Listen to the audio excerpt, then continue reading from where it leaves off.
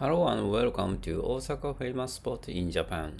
Every Sunday, I will introduce a famous spot of Osaka in English. I'm your professor, Mr. Doi, and I'm making this video my English study. If my pronunciation is unclear, please refer to the script in this video's description. Today, I will talk to you about Universal Studio Japan.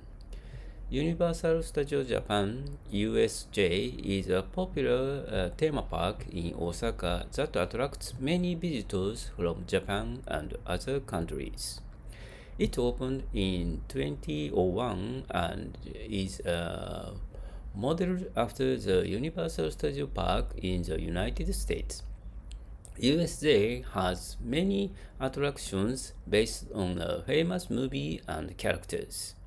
The Harry Potter and Super Nintendo Worlds area are especially popular and make visitors feel like they are inside a fantasy world. In the Harry Potter area, you can see Hogwarts Castle and Hogsmeade Village. They are interactive experience where you can use a magic wand, which is existing for fans. The Super Nintendo World opened in 2021 lets you enjoy Mario, Yoshi, and other popular characters.